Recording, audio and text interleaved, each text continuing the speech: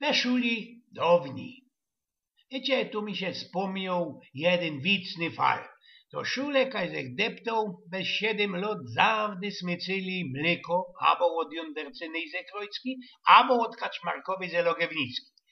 Jak ci to tam smycyli, to żeś inkszo poragalot, bo czasem to i my, co by ino wykuglować się od lekcjów, to zeszli za roski po 8 do mleczarnika po te kany z mlekiem.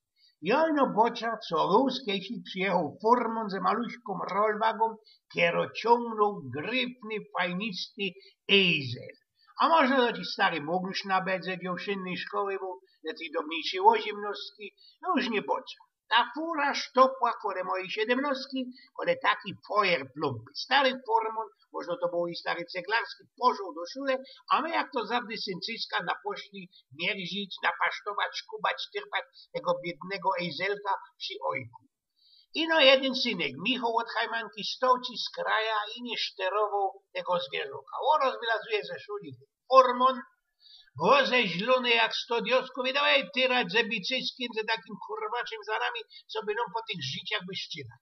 Wycitali, śmigali kajno w domu, ino ten ślimok Michał od Hajmanki ostał przy furze, bo myślał, co jest niewinowaty, przecież on tego jest zaprawnie szterował. No i dostał od tego kuczera fanga bez pytu. Ani nie doczkał, co by on go prasknął ze drugiej zajdy, no ten zaroski pitnął drap do szule, a tam ci będzie wieża, wrąbał ci be naszego księdza Bale, be tego kapelonka od chaty i muzy. Co za szus, co za grundelok zecza synek, wrzesnął nasz kapelonek i prasnął ci go juzaj bezpiec. Następnie już ześlimtany w polu Michał na słody i genau szczęści się ze naszym rektorkiem Balcarkiem. A coś to tak wrzeszczy z łochem tolu, oby cię w to ze skóry obdzirał, pyta się go ten rektor. Abo ksiądz kapelonek maźli mnie bez pysk, a jo przeca temu ejzlowi nic nie zgobił, wystękał Michał. No i Michał dostał 3. raz we sznupa, 3. raz po tej fresie. No, za co to już miarkujecie, prawda?